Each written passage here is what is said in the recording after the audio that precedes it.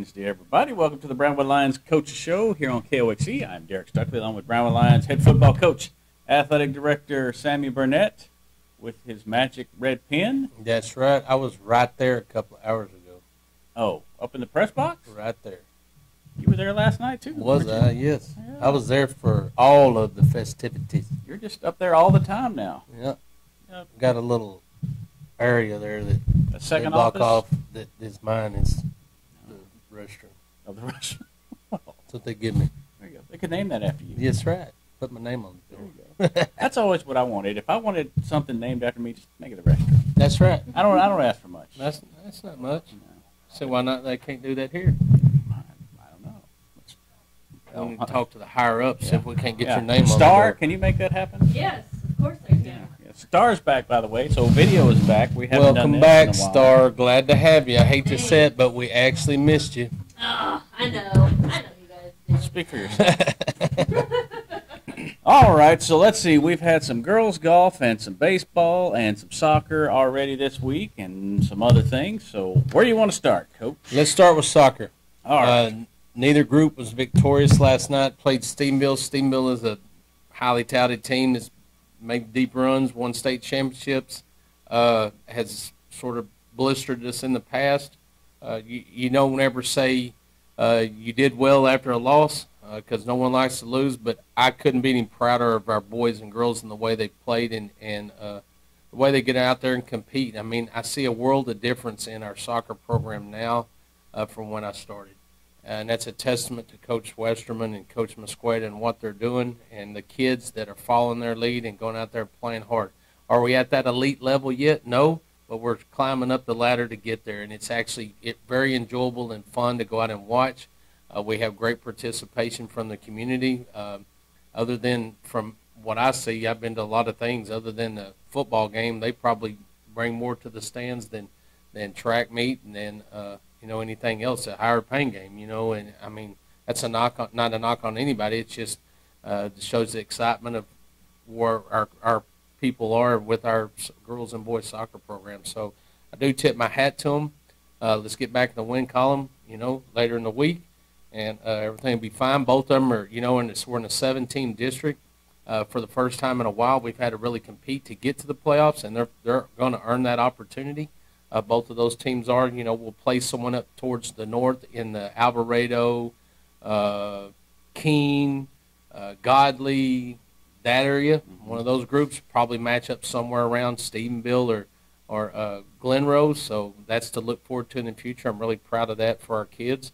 And then, just continue to grow. Our numbers are growing, and we have some problems that on our side that we're trying to be proactive and fix. One of those being we need couple more soccer assistants to help those two coaches out, and our program's growing strong. So the growth is exciting. I'm proud of what's going on.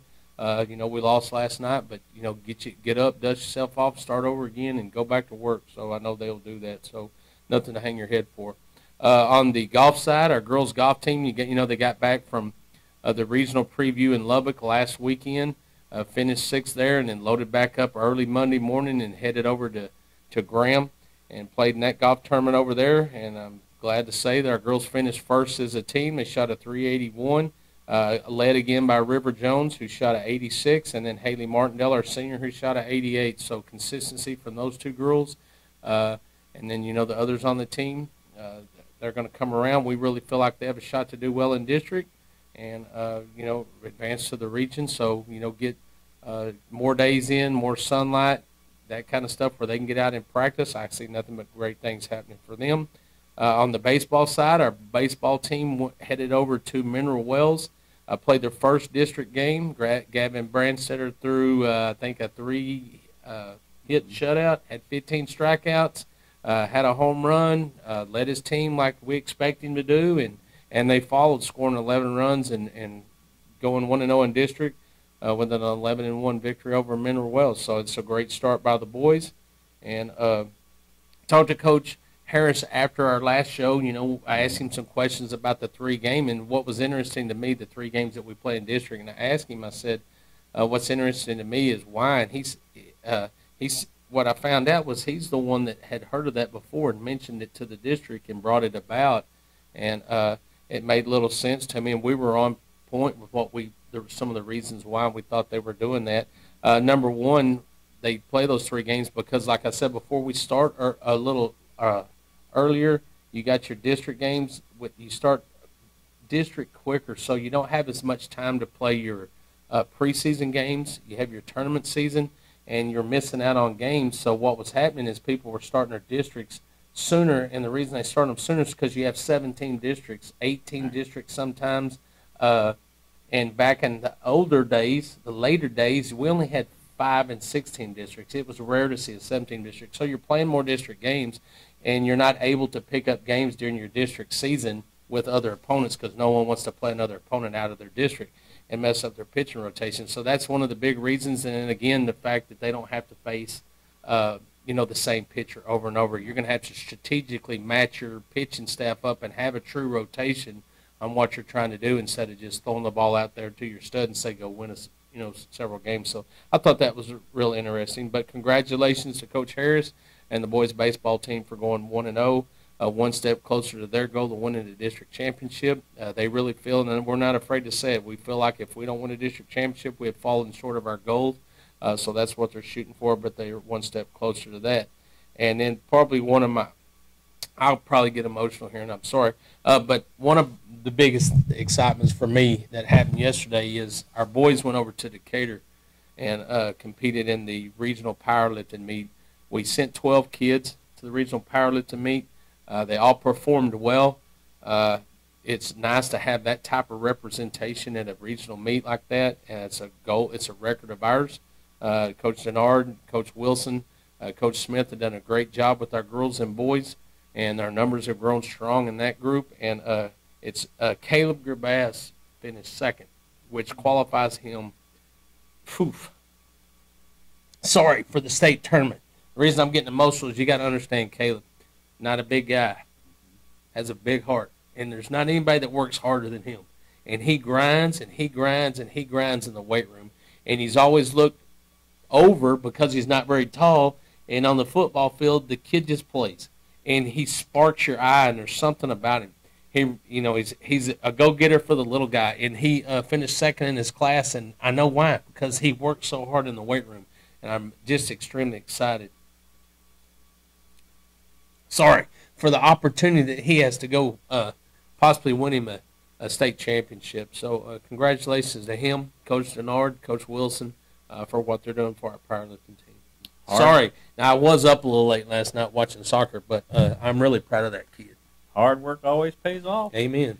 Oh, well, let's talk a little more about soccer. I've talked to both coaches last night, and they kind of compared their district to girls basketball with the 2 state-ranked teams. And even though they didn't come out on top playing those teams, that caliber is going to help them for the playoffs when it gets here. Absolutely. We talked about that before. It's no different than a couple of years ago when we were in the district.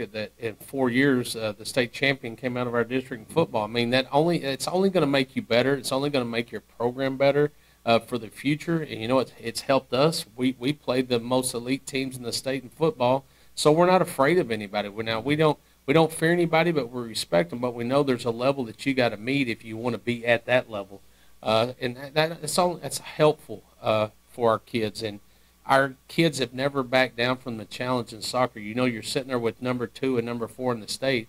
The first round we did a little bit better than we did this round. We stayed within 1 goal. And then last night, I'm telling you, it wasn't bad play on our part. They just executed better than we did last night. And that's the bottom line, and that's in any sport. You can be talented. I'll give you a great example. One cold Friday night at ACU, we were the better football team. And Wichita Falls went out and executed better in the inclement weather than we did, and we got beat. And that's just how it works. So, you can point fingers and look anywhere, but sometimes execution is going to take over, and it's going to be the athletic ability. We're as athletic as anybody. I just think that those kids went out last night and executed just a little bit better than we did. When we fix those things and we perform at our top level, I feel like we're a top 10, top 15 team in the state on both sides, boys and girls. So, like I said, extremely proud of the soccer program and where it's come in the evolution of that program right now. Yeah. And baseball now, they've won 4 in a row. Pitching has been solid all year. They're getting timely hitting and putting the ball in play. And Mineral Wells kicked the ball around quite a bit last night. Mm-hmm. I think the brightest spot, the defense looks a lot better from where they were a year ago. So, Amen. Things are hitting on all cylinders. Yeah, Right now. just consistency on defense for our kids. Like we said last time, we've had 3 losses, so now we're 9-3. We've had 3 losses, and in those 3 losses, we've had 15 errors, and then in the 9 wins, I think we've had 8 errors, and that's huge. I mean, you can't go out there and have an opportunity to get 3 outs and not get off the field. When you start giving people 4 outs and 5 outs an inning, you start allowing them to manufacture runs. And you just can't do that and win baseball games. And we focus on that. My talk to them last week before we played Mineral Wells was, you got to focus and fix the things that we're not very good at right now. Keep doing what you're doing well, work on that, but really focus your attention on the specific thing that's holding you back and grow in that area and be a well-rounded baseball team. I think their chemistry is really good. They got a lot of confidence. They got some great senior leadership, with Owen Huntsinger and Taylor Besson, and we got some younger guys that are stepping up that hadn't played before, and it's just sort of like next man up, who's going to do what. We got depth in the pitching rotation. We got power hitters, and we got contact hitters, and you just got the mix. That bowl's there. We're stirring that pot, and you got the great mix to make a beautiful stew, but it's going to be up to them to reach their potential, and I just think they will. I mean, they're hungry. They work hard, and they feel like they've earned the opportunity to play for that championship, and I really expect them to do so. Yeah, talking about errors, you can just look at Mineral Wells last night. 4th inning there, we get the 3 singles with 2 outs, and then they kick the ball around, and next thing you know, we got 5 runs. 5 runs in that 1 inning, yep. We've seen it happen on our side. You look up and you made a couple of mistakes that allow them. Really, you have to get 6 outs to get out of that inning. What do you mean by that? Well, they've given you an opportunity to get 3. You've botched it around enough to give them a couple more. Now it's taking you 6 opportunities to get out to get your 3 outs, and it's just inevitable. I mean, you start kicking the ball around a couple of times, they gain momentum. All of a sudden, they pick up 3 or 4 runs, and you get in trouble. So, what else do we have coming up this week? Well, we have nothing today, which I'm sort of thankful for because it's Wednesday. It's Wednesday's done. usually the slow I didn't day. have to do anything today, so when I All get right. through here, I'm going to go home and Take a have a nap. little daylight. So I'm excited about that. Wrestle with my daughter, I think. Tomorrow, baseball starts its tournament. It's the Boyd Bowie tournament. That'll be Thursday, Friday, and Saturday. On Friday, softball picks up their tournament. It's the Graham tournament. There's a good chance because of weather they're going to move that side around. I think we're playing in Iowa Park the first day. So Coach McGill will make sure she gets us information on where they're playing if people want to go to that. They're just trying to make sure they get that tournament in because of some possible weather. But they'll do what they have to do, and we need to play. We've had some cancellations on that. It's things that we could not control, and our girls really need to get out there and play some more games before they start district. Our track team will travel to Big Spring. I'm excited about that, too. Try again. They need to get on the track bad, really bad. So I'm excited about that. Our tennis team will go to Copper's Cove, and then boys and girls soccer will both be at Gatesville starting at 5 o'clock with the girls and 7 with the boys, and then, of course, Saturday baseball and softball being tournaments. So that's that. What, next Tuesday, soccer's both at home? That's the last home in the That's regular right. season That's game. against Little River Academy on the 14th. Mhm. So that gives you one more opportunity to go out and see the boys and girls soccer team before they match up with their first round district. Yeah. At least it won't be San Elizario playing out in Midland or Odessa. Well, or you know, it first could round. be. It'd be later, but it could happen. But we were talking. Mitch Moore was at the game last night, and I was, of course, we were talking, and we were looking at Andy Gill, and we were looking at where we're going, and we started looking at it. You know, we're District 6, I think. We'd match up with 5, or just the opposite. We're 5. We'd match up with 6. That's that north area, the Alvarado area. I mean, Waxahachie Life, Alvarado, Venus, I think's in that. Kennedale. Keene, Kennedale's, that little district right there. And then if you win that match, I think you move over a little west towards the Graham and the Mineral Wells and Decatur area over there. But we're starting close and getting further away as the playoff goes, opposed to the last couple of years where we started far away and then got closer. That's right, a long far away. Yeah, way And far you know, away. I've come to learn that The El Paso schools, bless their heart, aren't as good as American football as they are the soccer football. That's they are true. really, really Yes, they powerful are. Yes, soccer they are. programs, man. They are really powerful, and they've knocked off the best of us, Stephenville. I mean, they're just really powerful.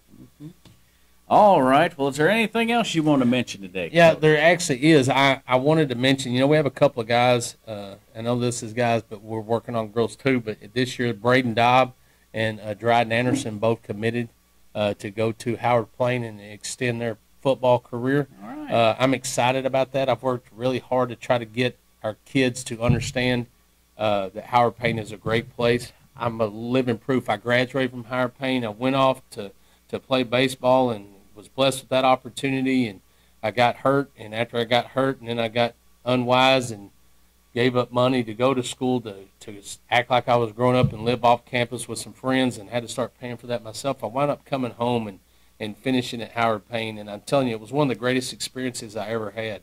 I absolutely loved it. It felt like family, and I've always been, and I understand kids, they want to go out and experience the world a little bit, just like I did, and they want to get away from Brownwood, but then you find yourself all you want to do is get back towards Brownwood. But I'm really proud. I wanted to get some guys and some girls that go into school there and playing, sports, and I'm glad that we have a couple that are going to do that.